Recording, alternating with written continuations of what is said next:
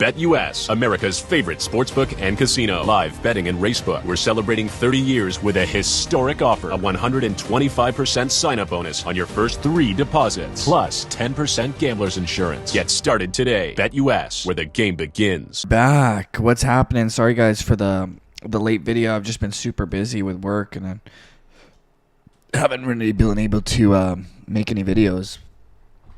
I'm not like some of these other YouTubers where their job is YouTube, right? And I'm not one of those guys. I actually have a job to do, and this is more just like something I do for fun, right? Yeah, so this weekend we got UFC Fight Night taking place in Saudi Arabia. Unfortunately for guys like myself, this one is a little early. Prelim 6 a.m., main card 9 a.m. For some of you early birds, you guys might not mind it. I myself, I prefer a little later in the evenings, but yeah, what can you do? We're in Saudi Arabia this weekend, and what a card, man! Pretty good card. They usually go hard for the Middle East cards, even though it might not be a pay-per-view, but they'll still stack the card pretty good. And this is no different. Pretty good co-main, and really good main event, actually. Israel Adesanya hasn't really. This is the first time for him fighting in a non-title fight in a long time, I believe. Since maybe, really long time. Let's go back. Let's see when the last time he fought for a non-title.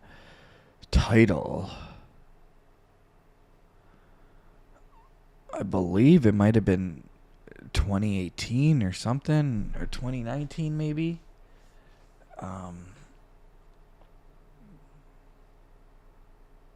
Yeah, I think 2019, and then everything ever since then, right? He's been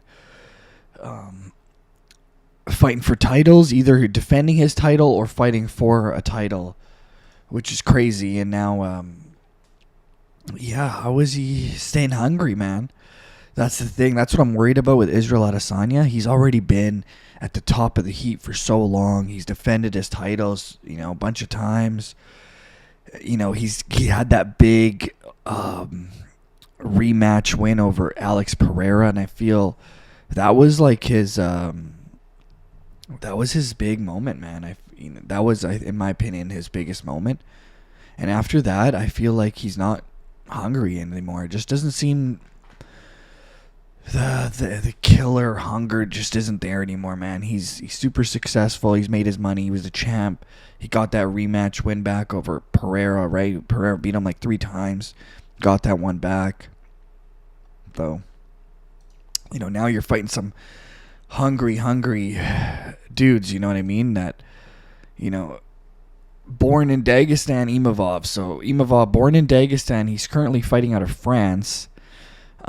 The guy can wrestle. He's got a very good ground game, like most Dagestanis, and he's a very good striker, man. Imavov is for real, and he's been looking really good lately. Beat Brendan Allen, which is very impressive. Beat Jared Cannonier. Beat Roman Dolidze. Had that no contest with Chris Curtis. Okay, whatever, and then his last loss was to Sean Strickland in 2023. No shame losing to Sean Strickland. That guy's number 2 guy at middleweight right now. And, I just have a feeling, Israel Adesanya is by far the better striker. If this fight stays on the feet, Izzy all day. Imavov does have an ability to take the fight to the ground. His grappling is good. But he does like to strike, and I just think Imavov's just a little hungrier. He's on a little win streak. He's on a roll, and I don't know where Izzy's head's at, so I'm going to go with the underdog on this one. I'm going to go with Nasruddin Imavov.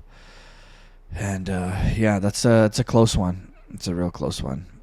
Up next, we got Sharp Bullet taking on MVP. This one might be your fight of the night. This one's going to be really exciting. I don't see any guy really looking to take the fight to the ground. MVP is, high-level karate guy. Sharp Bullet, very, very good striker as well. Actually doesn't even take anyone down. He's born in Dagestan as well. He's probably the only Dagestani I know that doesn't like to wrestle. I believe he was born in Dagestan. I know he's born in Russia, which, so But yeah, he's the real deal. The Pirate, one eye, unable to fight in the U.S. Makes sense. The commission probably won't allow him with that one eye, but clearly it is not affecting him. The guy's, on a roll, 15-0, killing guys. Just knocked out Armen Petrosyan. Armen Petrosyan, high-level kickboxer. His brother, Giorgio Petrosyan, one of the greatest kickboxers, super high-level kickboxer, and he, double spinning back fist. I've never seen that before. Crazy. Unfortunately for this fight, I have a feeling it's going to be a stand-up match, and I'm going to go with MVP, man. I think he's one of the best strikers, pure strikers, when it just comes to striking. He's one of the best strikers in the UFC, hands down. In my opinion, number one, probably Poatan. Number two might be MVP, man. Number three, like, maybe Toporia's number two, but, man, MVP's a really good striker. His hands low, his ability to go in and out. I really wanted to see him fight Wonder Boy, but I think they're buddies or whatever, karate buddies, so I don't know if that fight's going to happen. But this fight is legit as it gets, too, because at 185, Michael Venom Page doesn't have to cut the weight like he did at 170. I know he's getting a little older, but, man, his striking is very, very good. Michael Venom Page, his issue is guys are going to take him down, right? Like, against Kevin Holland. Kevin Holland had an ego, and he's like, I'm going to strike with Michael Venom Page. Yeah, look how that worked out for you. Ian Machado Gary, he's a little smarter. He did not want to strike with MVP and just wrestled and, worked out great. But the thing is, Shara Bullett's going to try to strike with him. He's a striker, and I think that's going to play right into MVP's hands. Styles make fights. I got to lean with the better striker, and I think MVP is the better striker to the two. I just think, the only thing he is lacking compared to the Bullet is the age, 37. But, man, I don't think he's been slowing down that much. So I'm going to go with MVP on that one. I just think his striking, bad matchup. For the Shara Bullet, unless Shara Bullet's going to pull out some Dagestani wrestling that he hasn't in his last 15 fights that we haven't seen before. Is that a possibility? Maybe. If he's going to do it, it's going to be this fight because MVP is a very good striker. Up next, Sergey Pavlovich. This guy's a destroyer taking on Jairzinho Rozenstruik. Sergey Pavlovich, absolute destroyer, was on that nice roll. Knocking everybody out, knocked out Derek Lewis, knocked out Tai Tuivasa, knocked out Curtis Blades, and then he ran into a man by the name of Tom Aspinall. Tom Aspinall absolutely crushed Sergey Pavlovich, knocked him out in like a minute. And then Sergey Pavlovich had his last fight against Volkov. Did not look too impressive, but Volkov's a monster. And Jairzinho Rozenstruik is a very good striker himself, but I think it's a step down in competition. And our boy, Biggie Boy here, he's been looking okay. He had a split decision win over Tai Tuivasa, but I got to go with Sergey Pavlovich on that one. I think he gets it done. Said Nurmagomedov taking on Vinicius Oliveira. Said Nurmagomedov, last name Nurmagomedov, but he's not related to our boy Khabib or Umar or Usman or any of those guys. They just happen to have the same last name. Very common last name in Dagestan. And, this Dagestani is very good. Said Nurmagomedov. He had a couple losses where I was like, man, you shouldn't have lost that one. One of them was the Hani Barcelos, the Jonathan Martinez. Jonathan Martinez is good. He has goes dangerous leg kicks and stuff. But I thought, I don't know with this one. This one's actually a very interesting one because Vinicius Oliveira is very good, and he did a really nice performance against Ricky Simón his last fight. Really impressive. I think this fight's going to go to a decision. I'm going to go with the underdog on this one. I'm going to go with Vinicius Oliveira. I'm going to go with the underdog. I was super impressed with his last performance against Ricky Simón, and I'm impressed. Farizzi, I'm taking on Mike Davis. Yeah, I don't really care for this one. I'll go with Ferez, the underdog. Naimov should easily get that one done. And then we got Shamil Gaziev taking on Thomas Peterson. I'll go with Shamil Gaziev on that one. Terrence McKinney, huge favorite. He should get that one done.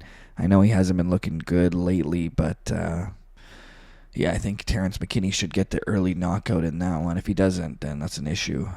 what? Oh, yeah, Ikram Aliskerov. That was that he was supposed to fight Andre Muniz on this card, and then I think he pulled something happened. Let me look it up right now. Ikram Aliskerov. I was really excited to see this fight because he's good. I know he did have that bad loss to Whitaker and Hamzat Chimaev, but it is what it is. So they're saying the fight is pulled off. Muniz revealed an Instagram story that the fight won't go ahead due to passport and visa issues. Huh. So I guess he can't travel to Saudi Arabia. So visa issues, passport issues, man. If you're Dana, call the royal family, tell them to sort this out, bro. We got to get Andre Muniz, Aliskerov getting going, bro. Let's do it, bro. I know you got some powerful friends, bro. Call them up. Fix that visa issue real quick. I know if it was in the U.S., he would have called Trump. Boom. Done. Green card if you want. But yeah, those are your picks. Use promo code Iceman at BetUS. I'm going to hook you up. Let's get on it. Let's make that money, boys. Let's make that money. And, out.